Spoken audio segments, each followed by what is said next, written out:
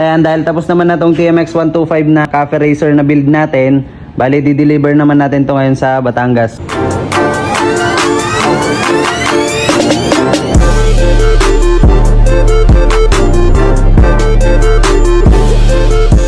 Ayan, dahil tapos naman na tong TMX 125 na cafe racer na build natin, bali di-deliver naman natin to ngayon sa Batangas. So tulak mo na tol para may karga na natin sa sasakyan.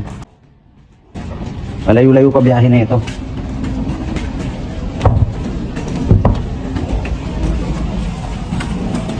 Let's go.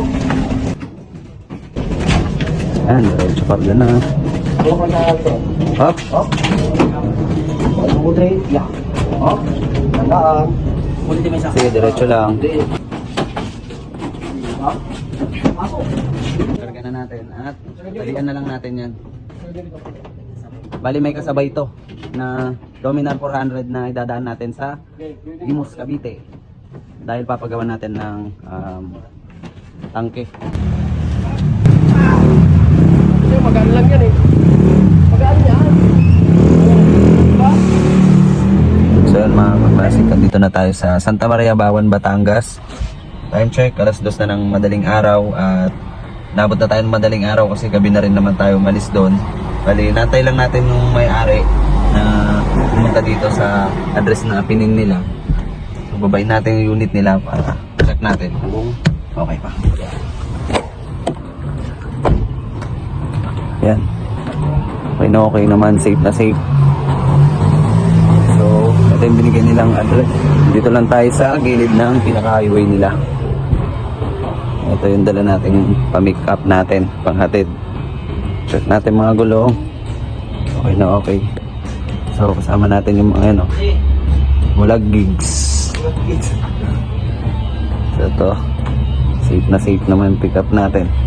So, antayin lang natin yung may-ari. Makita natin sila mamaya mga kaklase. Ganda umaga, bossing. Madam. Ano po? Salamat. Umaga na. Ano po? Anong oras ako rin? Mga alas 10 po siguro. Kasi ready pa namin lang. Okay lang, ganito ko. Tsaka hindi kami nakadaan ng expressway kasi may dinaan din kami isang motor sa ano lang Cavite. Kaya dito kay Tagaytay. Oo. Ikot pa po kami. Ah, hiningan ko rin. Opo. Dahan-dahan kami kasi parang sobrang pababa na ng bundok dun eh. Okay ng Punta Boys and Big Salamat, maraming salamat po. Ito pala sir, napapalitan din ng ano to. Pwedeng dilaw, pwedeng puti. Mark light niya lang yan.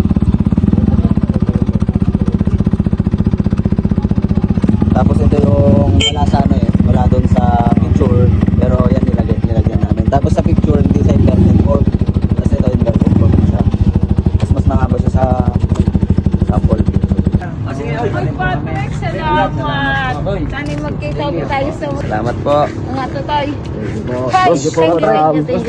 Ingat ha. Maraming salamat po. Sige, salamat. Message na lang po sa Sige po. Thank you, ingat kayo. Ingat. Salamat po. Salamat po.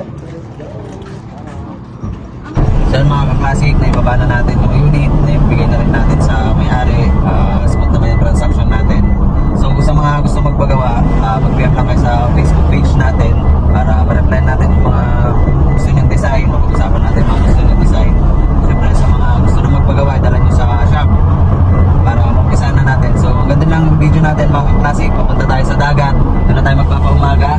At mag-happy-happy muna tayo doon. Let's go! Yes sir! Aray ko. Nakita ko pa ilalim.